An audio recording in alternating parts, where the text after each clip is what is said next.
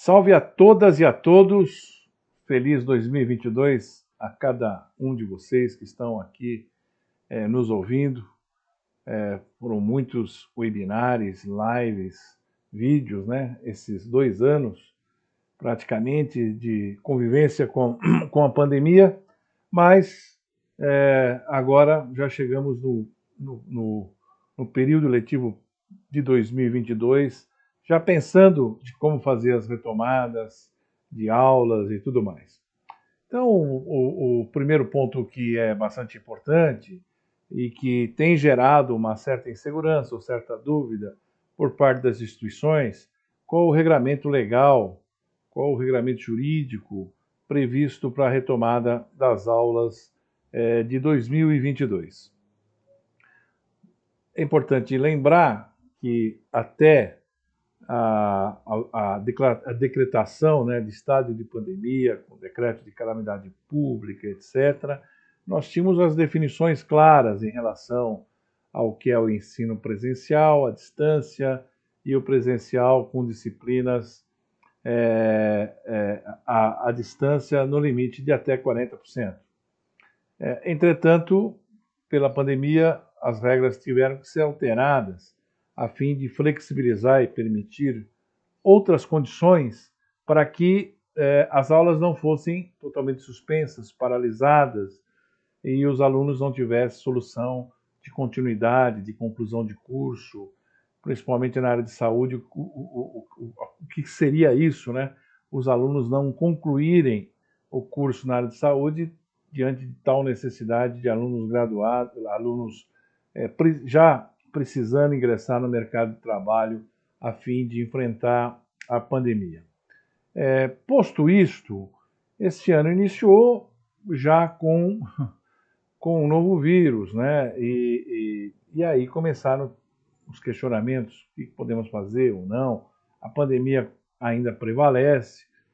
E a medida provisória 934, que foi convertida depois na Lei 14.040 e que sofreu uma alteração pela Lei 14.218, todo o regramento dela estava voltado para o estado de calamidade pública prevista no decreto número 6 do governo federal. E o decreto se expirou em dia 31 de dezembro. A fim de ampliar os efeitos da Lei 14.040, a Lei 14.218, ela foi publicada dizendo que os seus efeitos também poderiam ser estendidos até 31 de dezembro de 2021. Entretanto, cabe aqui ressaltar que essa lei sempre tratou, primeiro, das diretrizes em relação à oferta dos cursos no período de pandemia e também regras relativamente a abreviar a colação de grau e também relativamente à diminuição do período letivo para os cursos ditos na área de saúde ali definido na própria lei. Ocorre que desde o problema surgido com a pandemia, o Ministério da Educação tem editado normas, a portaria 343, a 345, a 544, depois a 1030, depois a 1038. Em nenhum momento essas portarias trataram e relacionaram a oferta do ensino remoto ao decreto de calamidade pública ou à Lei 14.040. Nunca foi colocado na realidade que a referência da norma era relativamente às questões que envolviam a pandemia e questões sanitárias de restrições de aulas. É isso. Então, como são assuntos diferentes, o próprio SEMESP entendeu desde a origem de que a portaria não estaria revogada, ela permaneceria vigente.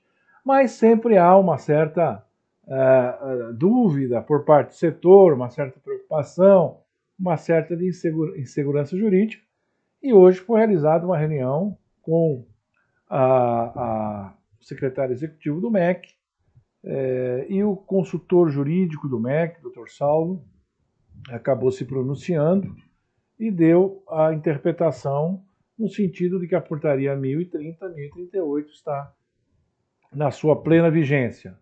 O MEC defende a tese no sentido de quanto possível o ensino presencial retorne, mas também não desconsidera a possibilidade de ensino remoto, baseado nos critérios da portaria 1030 e 1038, considerando que estamos ainda no estado de pandemia e, portanto, a portaria não foi revogada.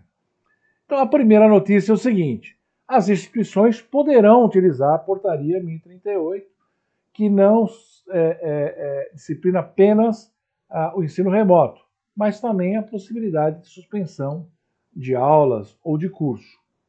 Em ambos os casos, a instituição, antes da sua aplicabilidade, deve comunicar ao MEC que irá ofertar o curso utilizando o ensino remoto. Então, essa é a primeira, o dado importante, uma questão de formalização perante o MEC. Como o semestre já orientou, creio que isso as instituições tenham feito, no sentido de que os contratos já terem previsões das diversas formas a serem realizadas no período letivo de 2022, considerando as condições sanitárias e de pandemia assim estipuladas. Independentemente disso, é importante que se tenha absoluta clareza em relação à informação aos alunos como vai ser. As disciplinas de natureza prática e principalmente na área de saúde, obviamente não tem como condições de serem feitas de forma remota, então todas essas condições precisam ser colocadas. Outro ponto importante também é que os protocolos permanecem vigentes. Todos os protocolos de biossegurança, tudo aquilo que se falou muito, né, as denominadas regras de ouro, a máscara continua sendo necessária, o distanciamento, a medição de temperatura, enfim, todas essas condições elas precisam ser realmente verificadas e também tem que ter um comitê de monitoramento para que verifique todas as condições se estão sendo cumpridas, se estão sendo principalmente respeitadas por parte dos alunos. E considerar também que algumas pessoas, alguns alunos, até professores, não poderão retornar face, talvez, uma condição de conormalidade, enfim, condições de saúde, em que não possa, isso precisa ser também considerado. Também deve ser previsto que, como o ensino remoto vai permanecer para algumas disciplinas, enfim, naquilo que for utilizado, obviamente, o regulamento trabalhista, no sentido de estabelecer o pacto contratual com o professor, a fim de definir as regras em relação a link, ao aparelho, enfim, a internet e todas as suas condições. Também é uma coisa muito importante.